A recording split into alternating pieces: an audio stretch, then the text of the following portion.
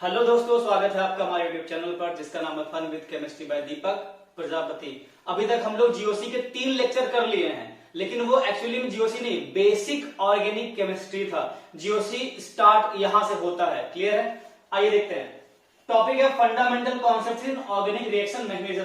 पूरा एनसीईआरटी के टाइम उठाया हमने, है ना। क्या लिखा है? सबस्ट्रेट। अगर हम यहां पे जाएं रिएक्शन वर्ड पे, पहले इसको छोड़ो, पहले कहां पे हो? रिएक्शन पे। रिएक्शन मतलब क्या होता है? रिएक्टेंट था, कहां चला गया? प्रोडक्ट में। यही होता है ना, सिंपल सा, आपने सुना होगा इनऑर्गेनिक में। अभी क्या लिखा है? Organic reaction. ऑर्गेनिक रिएक्शन में क्या होता है, कृपया ध्यान दें। एक सबस्ट्रेट होता है। क्या होता है? सबस्ट्रेट। उस पे कोई अटैक करने वाला रिएजेंट होता है और वो डायरेक्ट प्रोडक्ट यूजुअली नहीं बनता है। बीच में क्या बनता है? इंटरमीडिएट। तो यहां पर रिएक्टेंट दो काम करते हैं, एक सबस्ट्रेट और एक अटैकिंग रिएजेंट। और डायरेक्ट प्रोडक्ट नहीं बनता, क्या बनता है बीच में? इंटरमीडिएट। क्लियर है? और यहां पे प्रोडक्ट हमेशा एक दो नहीं, कुछ 1 2 3 4 कुछ भी बन सकते हैं। इसमें हम लोग आगे पढ़ेंगे, कुछ मेजर होता है, कुछ माइनर होता है। जो माइनर होता है उसे क्या बोलते हैं हम लोग? By product. क्लियर है? अब आगे आते हैं, देखे ध्यान से। Fundamental concepts in organic reaction. समझ गए ना क्या होता है ऑर्गेनिक रिएक्शन? सबस्ट्रेट होता है। सबस्ट्रेट वो स्पीसीज होती है जिसमें मोस्टली कार्बन होता है। सबस्ट्रेट पे अटैक होता है, ये अटैक करता है। इंटरमीडिएट क्या होता है? रिएक्टेंट और प्रोडक्ट बीच में जो स्पीसीज बनती है उसे क्या बोलते हैं हम लोग? इंटरमीडिएट। और एक बात ध्यान रखें, इंटरमीडिएट्स आर हाईली अनस्टेबल। क्यों? सिंपल सा, अगर वो स्टेबल होता तो वो प्रोडक्ट होता। सिंपल सी बात, वो आगे क्यों जाता? क्लियर है? अब फंडामेंटल कॉन्सेप्ट्स हमें क्या क्या जानना है? इंटरमीडिएट्स क्या होते हैं, अटैकिंग रिएजेंट क्या होते हैं, मैकेनिज्म क्या होता है, the detail step by step description of a chemical reaction. कोई केमिकल रिएक्शन कैसे हो रही है उसका एक एक स्टेप बताएं और समझाएं, तो उसे क्या बोलते हैं हम लोग? मैकेनिज्म बोलते हैं। क्लियर है?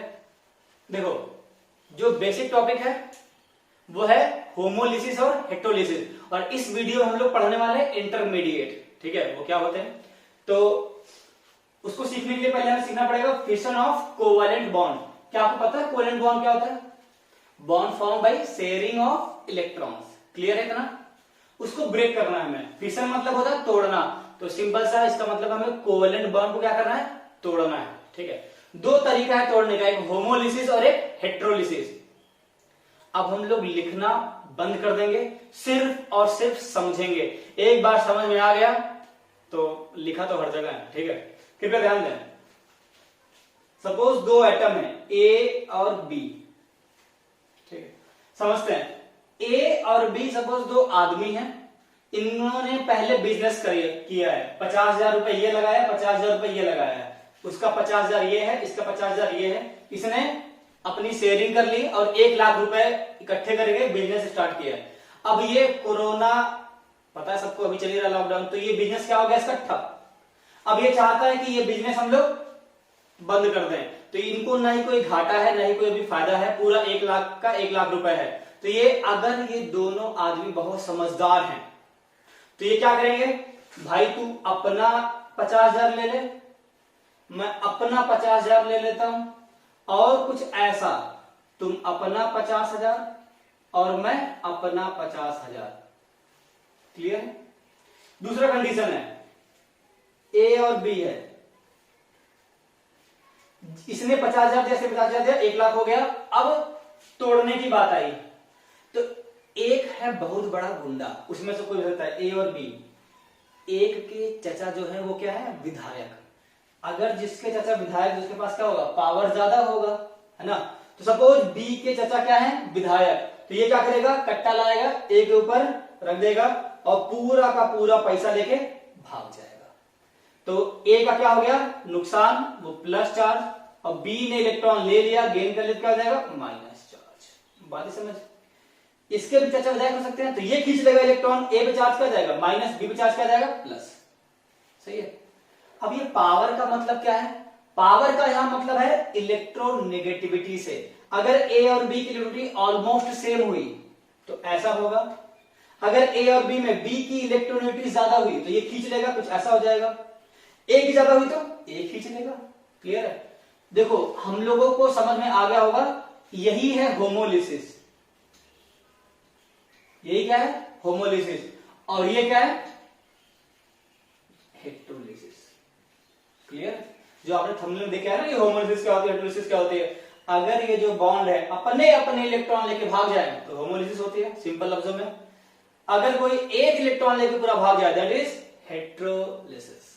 बात आई समझ, कोई दिक्कत? अब हम लोग एक एक करके पढ़ते हैं। पहला पढ़ेंगे क्या, होमोलिसिस। इतना छाप लें। देखिए होमोलिसिस तो आपको समझ में आ गई है, लेकिन नोट्स बनाने के लिए मैं कुछ लिखवा रहा हूं आपको, जो स्कूल में आती है वो लिख सकते हैं आप। डेफिनेशन होमोलिसिस, देखिए ध्यान से, breaking of covalent bond. Topic is the fission of covalent bond. Fission क्या बोलते हैं, ब्रेकिंग।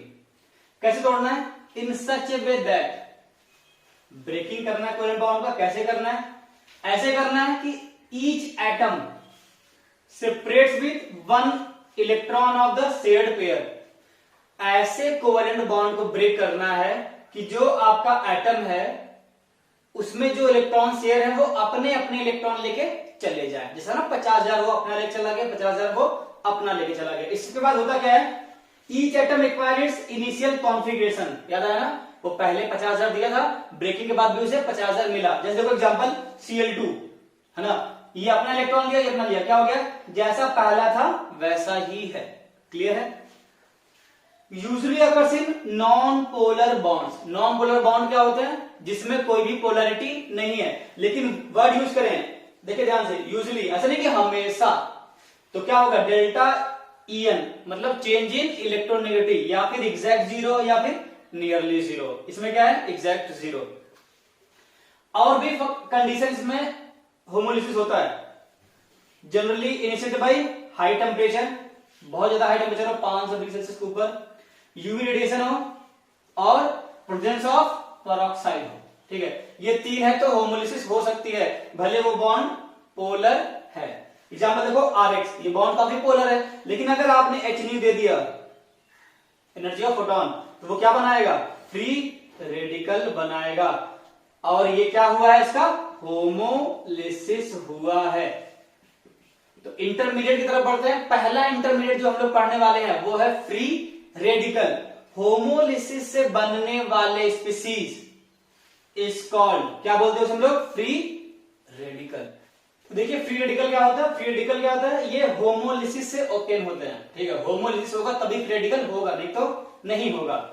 क्या होगा इसका डेफिनेशन, एटम और ग्रुप ऑफ एटम, वो चाहे एक एटम हो सकता है, जैसे Cl डॉट हो गया, CH3 डॉट हो जाएगा, group of atom having an odd electron या फिर अनपेयर्ड इलेक्ट्रॉन। इनमें इलेक्ट्रॉन हमेशा क्या होगा, अनपेयर्ड, 1, 3, 5, 7, 9 ऐसे इलेक्ट्रॉन होंगे। ठीक है, जैसे एग्जांपल देखें, बहुत ही फेमस एग्जांपल है CH3 डॉट, लिखा है ना भी R डॉट, क्या नाम आएगा इसका, इसका नाम आएगा मिथाइल फ्री रेडिकल। क्लियर है? अब कुछ बातें जानते हैं इसके बारे में, देखो ध्यान से। पहला बात है, इसमें कितने वैलेंस इलेक्ट्रॉन है, कार्बन में 4 इलेक्ट्रॉन, H में 1, कितने अच्छा 3, कितना जाएगा 7 वैलेंस इलेक्ट्रॉन। हो गया ना, अनपेयर्ड और ऑड इलेक्ट्रॉन है। अच्छा, अगर अनपेयर्ड इलेक्ट्रॉन होता है तो वो स्पीशीज क्या होती है भाई साहब, वो होती है पैरामैग्नेटिक। क्या होती है, पैरामैग्नेटिक। एक वर्ड हम यहां पे यूज करने वाले हैं जो नेक्स्ट वीडियो में जानने वाले हैं, लेकिन अभी यहां पे लिखेंगे, नाम है इलेक्ट्रोफाइल।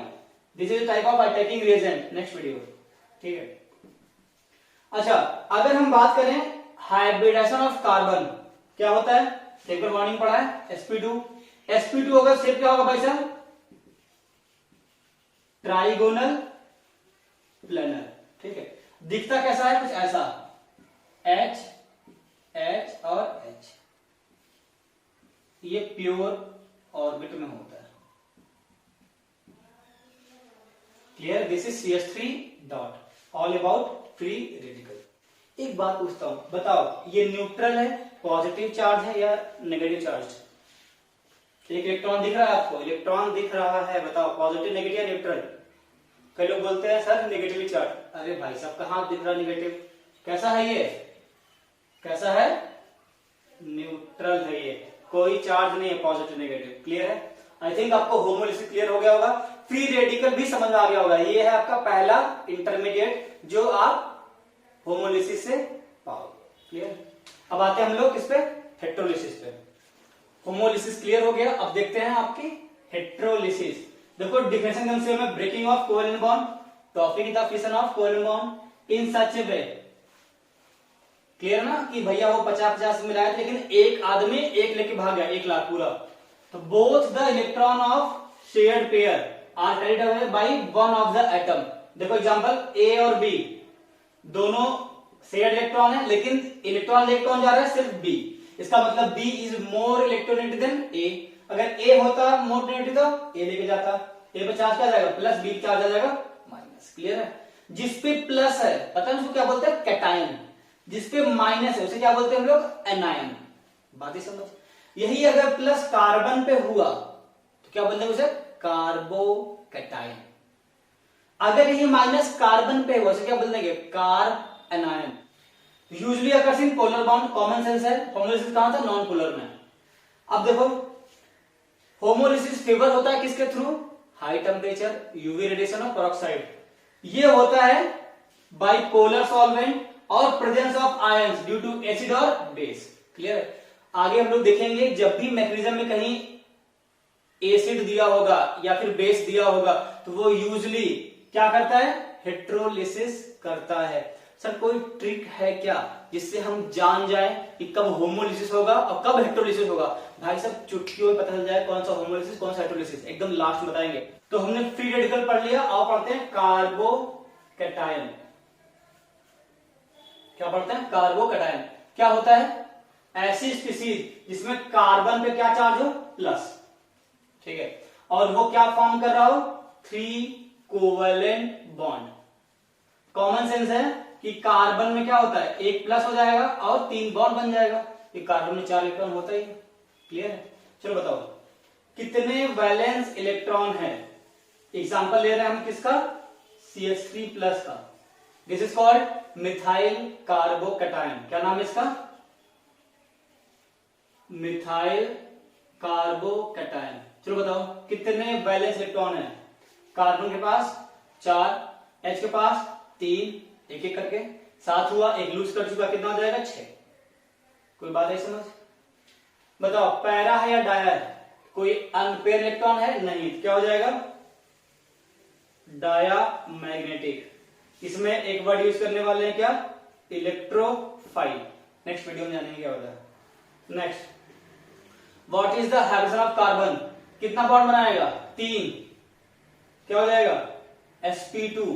sp2 में से बताओ, ट्राइगोनल प्लेनर। हवा लग रहा, कैसा दिखेगा ये, CH और H, इस पे चार्ज क्या जाएगा, प्लस, कुछ ऐसा। This is trigonal planar. अब देखो इसमें कितना बॉन्ड एंगल है, बॉन्ड एंगल है 120 डिग्री का। कितने हैं 120 डिग्री के, 3, एक यहां पे, एक यहां पे और एक यहां पे। अच्छा इसमें बताओ कितने अनपेयर्ड इलेक्ट्रॉन है, कॉमन सेंस 0। जब डायमैग्नेटिक है तो क्या होगा, अनपेयर्ड इलेक्ट्रॉन 0। अच्छा एक बहुत ही इंपॉर्टेंट क्वेश्चन जो आपको कार्बोकैटायन में सिर्फ यही बात ध्यान रखना है, बाकी सब भूल जाओ, कोई तकलीफ नहीं है, एक बात ध्यान रखना, कितने वैकेंट ऑर्बिटल हैं और है भी या नहीं, बताओ। कार्बन में टोटल क्या होता है, देखो आओ सीखो। कार्बन इज 1s2 2s2 और 2p2। यहां पे s में 2 इलेक्ट्रॉन, p में 2 इलेक्ट्रॉन। इसको जंप कराएंगे क्या हो जाएगा, 1 2 3। कोई तकलीफ? अब देखो ये हो गया इंटरमिक्स, ये क्या हो गया इंटरमिक्स। क्या ना लेगा, sp2। लेकिन ये क्या कर रहा है, ये लूज कर दिया, ये क्या हो जाएगा, गायब। क्यों, सर प्लस चार्ज है। तो ध्यान रखना इसमें कितना वैकेंट ऑर्बिटल होता है, 1। क्लियर है? और कोई भी इंटरमीडिएट हो वो हमेशा ही क्या होगा, हाईली रिएक्टिव होगा। इंटरमीडिएट आर हाईली रिएक्टिव, क्यों भाई साहब, वो अनस्टेबल होते हैं। नेक्स्ट देखें कार्बन आयन, क्या बात होगा, सेम कार्बन पे क्या होगा, नेगेटिव चार्ज, और ये भी क्या बनाएगा, 3 कोवेलेंट बॉन्ड। ठीक है, एग्जांपल देखते हैं CH3 माइनस, बड़ा फेमस एग्जांपल बताओ, कितने वैलेंस इलेक्ट्रॉन, 8। फ्री रेडिकल में 7 था, कार्बोटाइन में 6 है, इसमें 8। कैसे? कार्बन में 4, H में 3, एक गेन कर लिया। क्लियर है? बताओ para dia, of course diamagnetic. ठीक है। अनपेयर्ड इलेक्ट्रॉन कितने हैं? अनपेयर्ड इलेक्ट्रॉन, कॉमन सेंस से 0। सर ये क्या इलेक्ट्रोफाइल है? No, this is nucleophile. ये क्या होता है? नेक्स्ट वीडियो इसी पे, इलेक्ट्रोफाइल क्या होता है, न्यूक्लियोफाइल क्या होता है। ठीक है। हाइब्रिडेशन क्या होता है? sp3। शेप देखो कुछ ऐसा, माइनस चार्ज, यहां क्या जाएगा, H और H। शेप का नाम क्या होगा? पिरामिडल। क्लियर है? और ये क्या भी है? ये भी क्या होगा, हाईली रिएक्टिव। क्लियर? अब हम बोले थे कि लास्ट में एक ट्रिक बताएं जिससे आप जान जाओगे कब होमोलिसिस होगा और कब हेटेरोलिसिस होगा। बहुत ही फैंटास्टिक ट्रिक है, आओ देखो।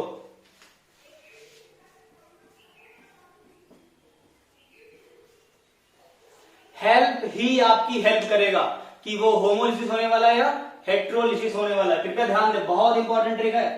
H फॉर हीट, टेम्परेचर अगर ग्रेटर देन और इक्वल टू क्या हो, 500 डिग्री सेल्सियस, तो उसमें क्या होता है, होमोलिसिस। E फॉर इलेक्ट्रिसिटी, ठीक है। L फॉर लाइट, याद है यूवी रेडिएशन, लाइट में क्या आ जाएगा, यूवी रेडिएशन या फिर H न्यू। और P फॉर पेरोक्साइड। ठीक है। इन 4 में से कोई एक भी, क्या बोला मैं, इन 4 में से कोई एक भी आपको दिख जाए तो वहां पे क्या होगा, वहां पे होगा भाई साहब होमोलिसिस। आगे समझ, कहीं भी आपको दिख गया पेरोक्साइड, होमोलिसिस। H न्यू दिख गया, होमोलिसिस। मतलब क्या फॉर्म होने वाला, फ्री रेडिकल। बात आई समझ? आई थिंक आपको क्लियर हो गया होगा। देखो ध्यान से, फ्री रेडिकल और कार्बोटाइन इलेक्ट्रॉन डेफिशिएंट होते हैं। क्यों होते हैं? क्योंकि उसमें कार्बोटाइन में 6 इलेक्ट्रॉन, फ्री रेडिकल में 7 इलेक्ट्रॉन, होने कितने चाहिए थे, 8, ऑक्टेट रूल के थ्रू। क्लियर है? तो ध्यान रखना, नेक्स्ट वीडियो आने वाली है, अल्टरनेट डे पे आती है, आपको पता है, परसों। तब तक के लिए एंजॉय करें, लाइक शेयर एंड सब्सक्राइब।